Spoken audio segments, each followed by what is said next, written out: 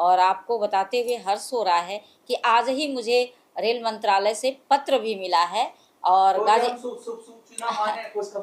जी बिल्कुल, इसके लिए मैं बधाई देती हूँ भारत सरकार को। ईमान से मेरा ईमान अच्छा है, ये भारत कह रहा है पाकिस्तान को, तेरे ईमान से मेरा ईमान अच्छा है और तेरे इमरान से मेरे गांव का प्रधान अच्छा है। जो लोग नफरत फैलाते हैं इधर उधर, जो लोग नफरत फैलाते हैं इधर उधर, चांद से भी जाके देख, मोदी का हिंदुस्तान अच्छा है, मोदी का हिंदुस्तान अच्छा है। जय हिंद, जय भारत। जय तेलंगाना, जय फलस्तीन, तकबीर, अल्लाहु अकबर। चूंकि राष्ट्रीय पर्व स्वतंत्रता दिवस आ रहा है, कहना चाहूंगी, वतन के चिराग हो तो उजाला करो, दिल में मुल्क से मोहब्बत भी पाला करो। ये जमीन ये आसमां मेरा भी है और तेरा भी है, गैर देशों की जयकार लगाकर अपना मुंह मत काला करो, अपना मुंह मत काला करो।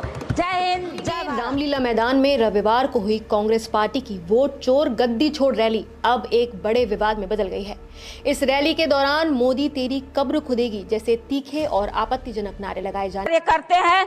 इस बात को मैं अपनी स्वरचित पंक्तियों में इस सदन के माध्यम से कहना चाहूंगी, कब्रों के नारे तो है हताशा की पहचान, कब्रों के नारे तो है हताशा की पहचान।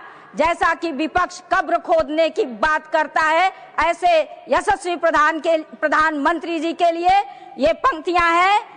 कब्रों के नारे तो है हताशा की पहचान, विरोध में गिर गई उनकी जुबान। कब्रों के नारे तो है हताशा की पहचान, विरोध में गिर गई उनकी जुबान। तुम क्या कब्र खोद पाओगे नफरत करने वालों, तुम क्या कब्र खोद पाओगे नफरत करने वालों। जब मोदी के साथ खड़ा है पूरा हिंदुस्तान, जब मोदी के साथ खड़ा है पूरा हिंदुस्तान। मोदी सरकार की, एनडीए सरकार की ऐसी तमाम योजनाओं को देखते हुए मेरी कलम ने लिखा, सबका साथ सबका विकास की तस्वीर खींच दिया, सबका साथ सबका विकास की तस्वीर खींच दिया, विकसित भारत की तकदीर खींच दिया। विरासत वाले देखते रह गए, विरासत वाले देखते रह गए, एक चाय वाले ने बड़ी लकीर खींच दिया, एक चाय वाले ने बड़ी लकीर खींच दिया। मोदी जी के सबका साथ सबका विकास के चहुमुखी प्रयास पर मेरी लेखनी ने यह लिखा है, आदिवासी दलित पिछड़ा सवर्ण, आदिवासी दलित पिछड़ा सवर्ण, सबका पकड़ के हाथ भारत चल पड़ा है विकास के साथ। गरीब किसान महिला युवा, गरीब किसान महिला युवा, मोदी जी ने सबके हृदय को छुआ, मोदी जी ने सबके हृदय को। मोदी जी को कहना चाहता हूँ, मोदी जी इस जन्म में तो आप हमको नहीं हरा सकते दिल्ली के अंदर आम आदमी पार्टी। दिल्ली का मालिक होने का घमंड था उनका, सत्य से सामना हो भी गया। दिल्ली के चुनाव में कांग्रेस ने जीरो की डबल हैट्रिक लगाई है। विपक्षियों का सिंहासन हिल गया, विपक्षियों का सिंहासन हिल गया, चहु और कमल ही कमल खिल गया। विपक्षियों का सिंहासन हिल गया, चहु और कमल ही कमल खिल गया। मोदी की ऐसी लाजवाब नीतियां, मोदी की ऐसी लाजवाब नीतियां, किसी का टूटा घमंड किसी को जीरो मिल गया। जिस तरह से प्रधानमंत्री जी काम कर रहे हैं, पूरी दुनिया में अशांति है और भारत में शांति है। आप इतनी बड़ी जिम्मेवारी लेके राज्यसभा में और सेशन भी चल रहा है, क्या कहेंगी आप जिससे लोगों को भरोसा रहे कि भाई देश में सब कुछ चंगा है, सब कुछ अच्छा है? जी, आज हमारे इस भारत राष्ट्र को एक ऐसे प्रधानमंत्री मिले हैं जो केवल राष्ट्र स्तर पर नहीं बल्कि अंतर्राष्ट्रीय स्तर पर भारत की ख्याति की आभा को प्रकाशित कर रहे हैं। और मैं आपको बता दूं कि ये हम लोग का सौभाग्य है कि जब देश के यशस्वी प्रधानमंत्री माननीय श्री नरेंद्र मोदी जी भारत के प्रधानमंत्री हैं, ऐसे में हम लोग भारतीय जनता पार्टी से विधायक, राज्य मंत्री और आज एक राज्यसभा सांसद के रूप में मैं कार्य कर रही हूं, तो मैं अपने आप को गौरवान्वित महसूस करती हूं कि ऐसे अंतर्राष्ट्रीय नेता के नेतृत्व में, उनके सानिध्य में देश की सेवा करने का अवसर मिला है। और हर्ष तब और बढ़ जाता है कि एक ऐसे प्रधानमंत्री जो हमारे इस भारत देश को विकासशील भारत से विकसित भारत की तरफ ले जा रहे हैं और 2047 में 140 करोड़ भारतवासियों के बल पर उन्होंने ये संकल्प लिया है कि जब हम आज़ादी का 100वां वर्ष मनाएंगे तो हम विकासशील भारत में नहीं बल्कि विकसित भारत में मनाएंगे। तो ऐसे प्रधानमंत्री जी को मैं नमन करती हूँ, बधाई देती हूँ कि आज इस राष्ट्र को आप जैसे नेतृत्व की ही आवश्यकता थी और आज पूरा भारतवर्ष उनकी तरफ इस आशा से देख रहा है कि जितनी उपलब्धियां होंगी वो आपके कर कमलों द्वारा ही इस भारतवर्ष में होने वाली हैं। आप लगातार जनता से जुड़े हुए मुद्दे उठाती रहती हैं, रेलवे के भी बहुत सारे आपने मुद्दे उठाए हैं सदन में।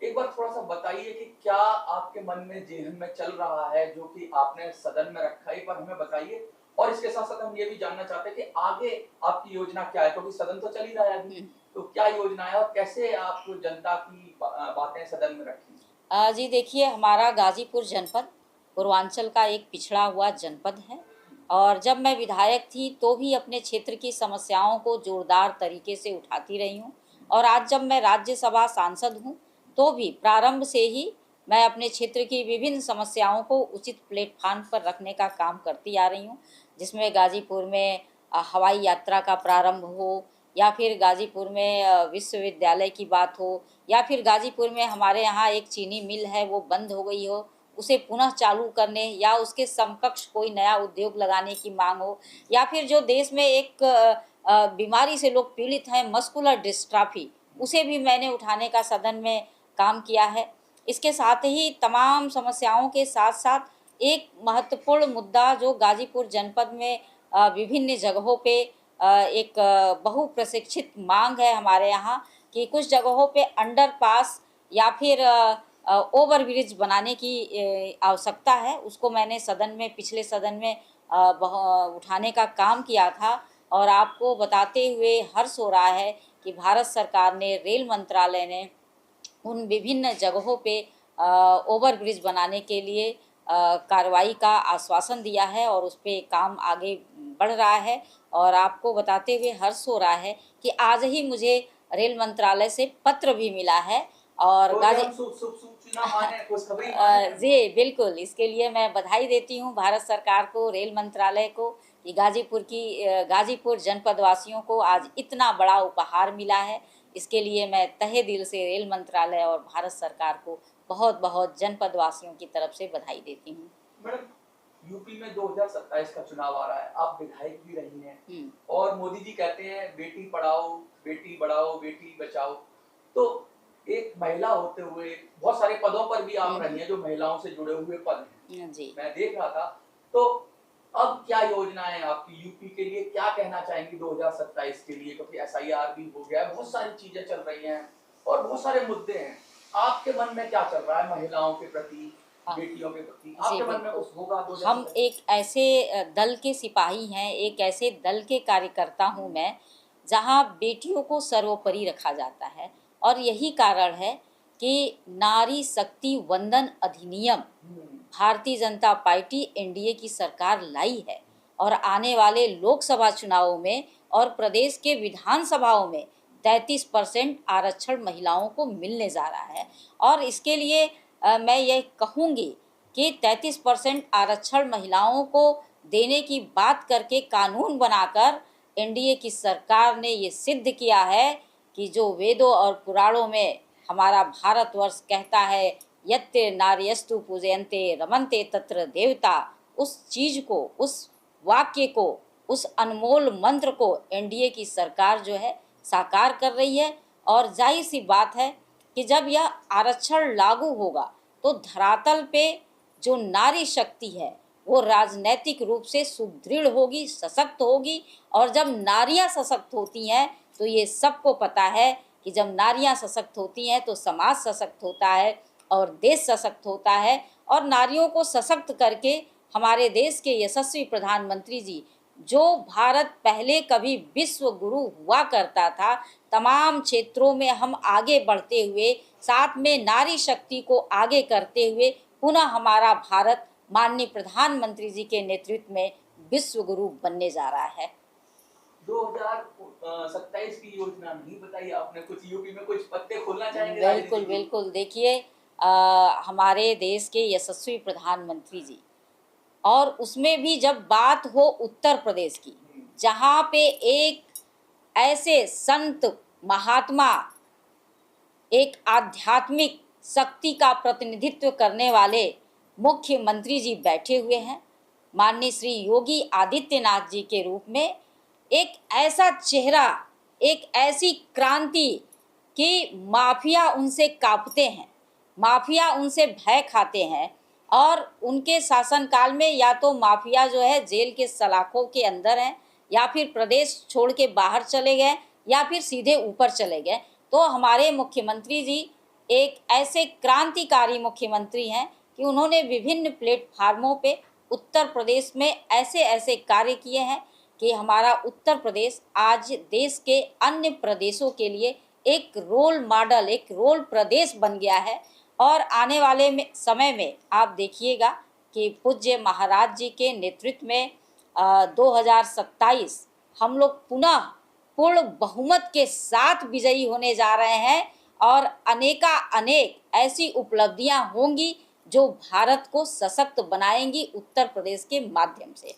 विभिन्न चैनलों के माध्यम से आपको लोग देख रहे हैं, तो उनको कुछ संदेश देना चाहेंगे, अंत में कहना चाहेंगे? देखिए, चैनल के माध्यम से मैं चैनल के दर्शकों को और देश के 140 करोड़ भारतवासियों से यही कहना चाहूँगी कि यदि हम सबको मानव जीवन प्राप्त हुआ है तो हम अपने जीवन का समय इस धरती माँ के लिए, इस भारत माता के लिए, इस राष्ट्र के लिए लगाएं, ताकि जब अंतिम हम सांस लें तो हम सुकून से अपने प्राणों को त्याग सके कि हमने राष्ट्र के लिए, समाज के लिए योगदान किया था, और इस भारत माता को हम नमन कर सकें कि हमने भारत माता, जिस धरती पे हमने जन्म लिया था, उस धरती के लिए हम अपना 2 पल और सहयोग कुछ कर सके हैं।